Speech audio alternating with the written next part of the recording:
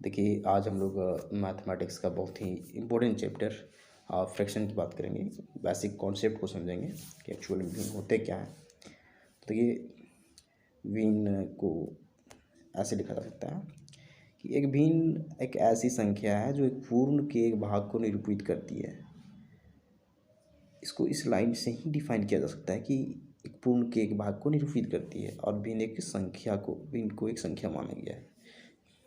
तो ये एक पूर्ण की भाग को निरूपित करने का मतलब है कि अगर हम लोग एक सर्कल लेते हैं, इसको चार बराबर भागों में बांटते हैं, तो किसी एक पार्ट का जो वैल्यू होगा, जो फ्रैक्शन में व्यक्त करने का जो ये वैल्यू होगा, वो चार पार्ट, इसके टोटल चार पार्ट हैं, बराबर पार्ट हैं, इसलिए 4 को नीचे लिखेंगे और जिस भाग को हम व्यक्त कर रहे हैं उसको ऊपर में लिखेंगे, तो 1/4 हो जाएगा।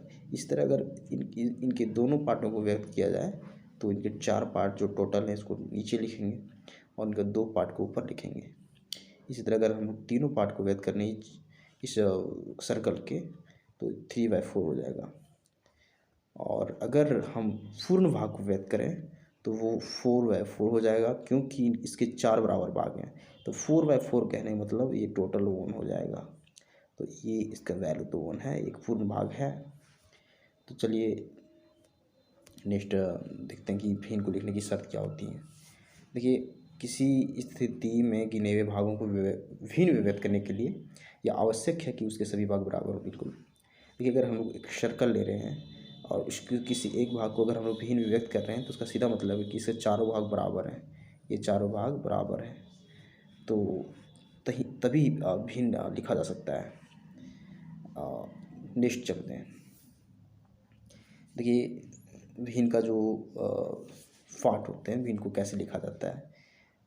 अगर ऐसे लिखा गया भिन्न है तो ये इसको अंश बोला जाता है और इसको हर बोला जाता है। इसको नॉमिनेटर भी बोला जाता है, इसको डिनोमिनेटर भी बोला जाता है, इसे डी से व्यक्त किया जाता है। नेक्स्ट चलते हैं हम लोग। भिन्न के बहुत सारे प्रकार होते हैं, उसको डिस्कस करते हैं। देखिए, उचित भिन्न क्या होता है, प्रॉपर फ्रैक्शन क्या होता है। इसमें क्या है ना कि अंश जो है सो छोटा होता है हर से। तो इसको एक एग्जाम्पल के थ्रू समझ सकते हैं। अगर मेरे पास 4/6 है, तो अंश जो 4 है यहाँ पे वो हर से छोटा है, तो 4/6 एक प्रॉपर फ्रैक्शन हो गया।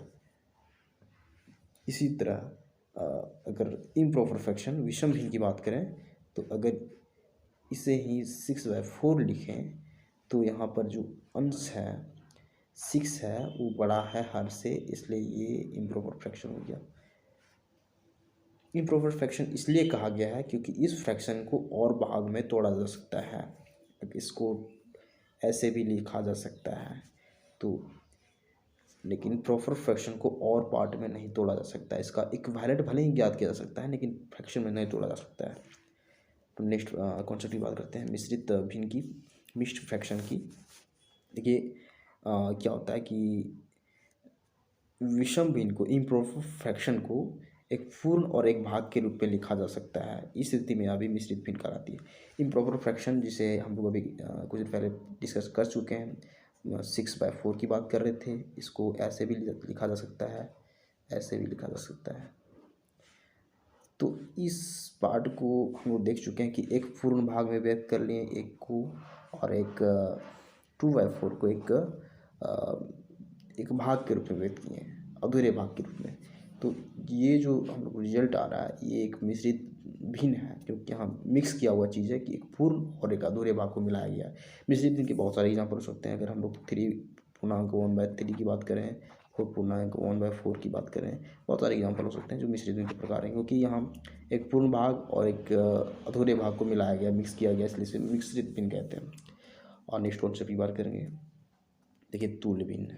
तुल्य भिन्न क्या होता है कि जब दो भिन्न तुल्य भिन्न कहलाती है यदि वे समान मात्रा को निरूपित करती है।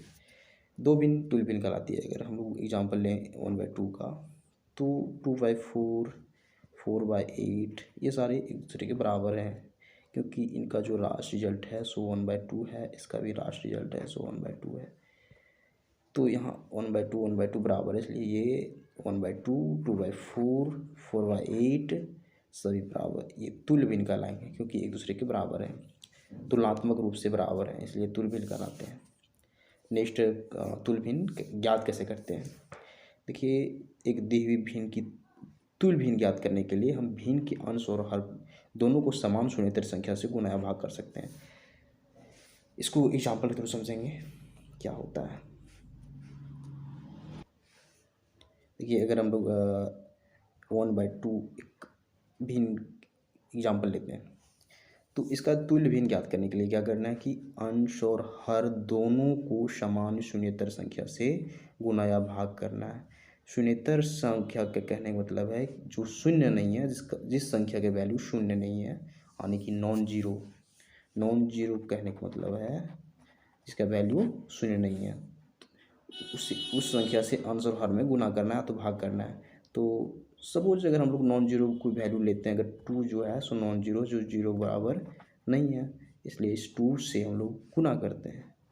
अगर यहाँ भी गुना किया जाए, अगर यहाँ भी गुना किया जाए तो हम लोग को 2/4 मिलता है, जो इस 1/2 के तुल्य भिन्न है 2/4। इसी तरह अगर हम लोग चाहें तो इसको भाग दे के भी लिख सकते हैं। बहुत सारे तरीके हैं, तो तुल्य भिन्न ज्ञात करने का तरीका क्लियर हो गया। अब बात करते हैं भिन्न का सरलतम रूप।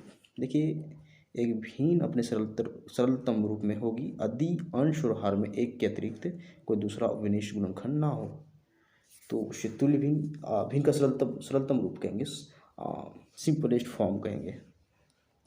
तो कोई एग्जांपल लेते हैं, अगर 2/3 की बात करें तो यहाँ जो अंश और हर है 2 और 3 में, वो घनिष्ठ गुणनखंड जो है सो 1 ही है। इसी तरह अगर हम लोग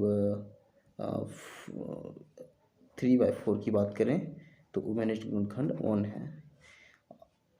लेकिन अगर हम लोग सपोज हम लोग 4/6 की बात करें तो ये सरलतम भी नहीं होगा, क्योंकि इनमें 2 घनिष्ठ गुणनखंड हैं जो 1 और 2 हैं, इसलिए इसे भी इनका सरलतम रूप नहीं कह सकते हैं।